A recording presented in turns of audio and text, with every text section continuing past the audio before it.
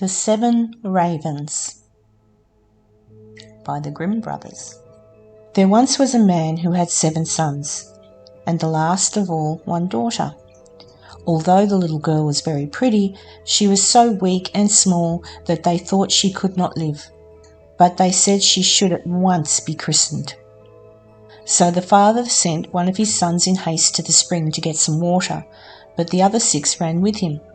Each wanted to be the first at drawing the water, and so they were in such a hurry that they all let their pitchers fall into the well.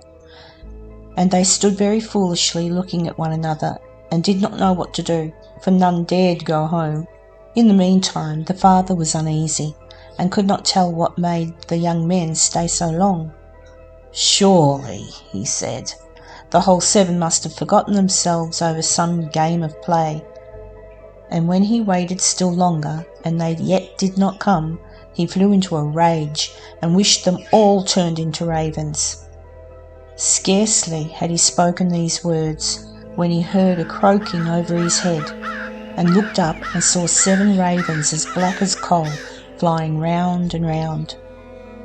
Sorry as he was to see his wish so fulfilled, he did not know what was done could be undone, and comforted himself as well as he could for the loss of his 7 sons with his dear little daughter, who soon became stronger and every day more beautiful.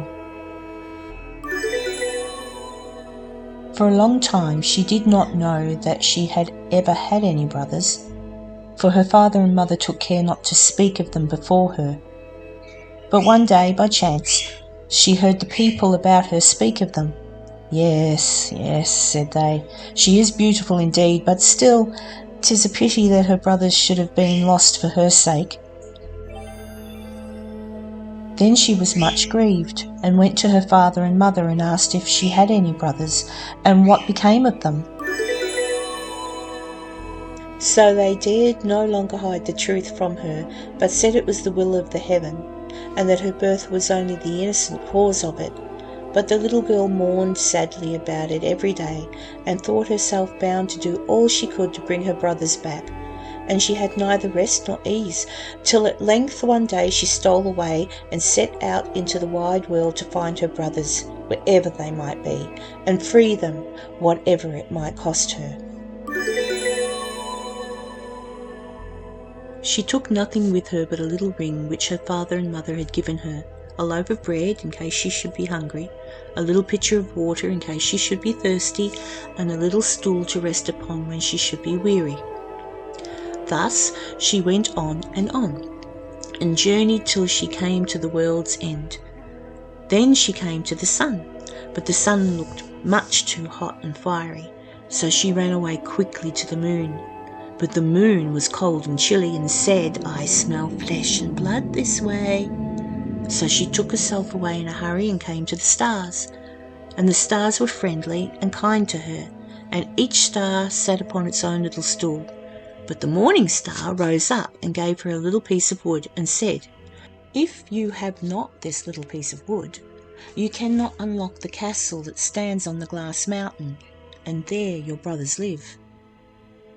The little girl took the piece of wood, rolled it up in a little cloth, and went on again until she came to the glass mountain and found the door shut. Then she felt for the little piece of wood, but when she unwrapped the cloth it was not there, and she saw she had lost the gift of the good stars.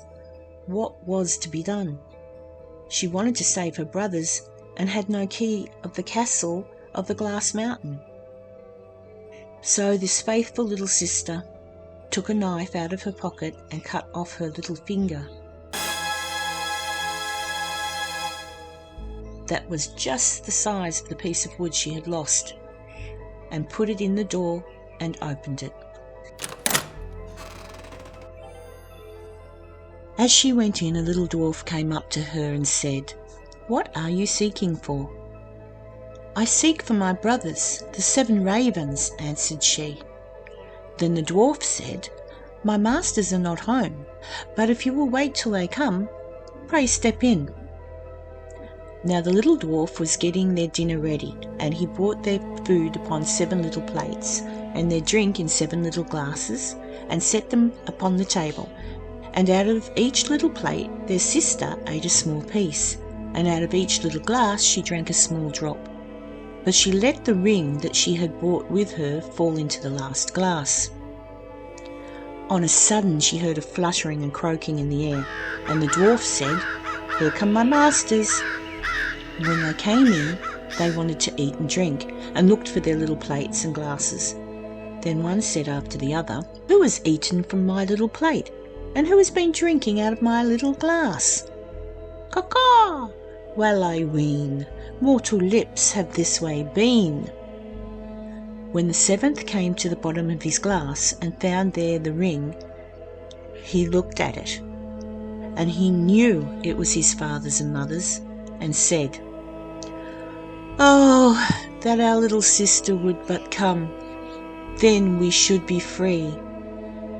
When the little girl heard this, for she stood behind the door all the time and listened, she ran forward, and in an instant all the ravens took their right form again, and all hugged and kissed each other and went merrily home.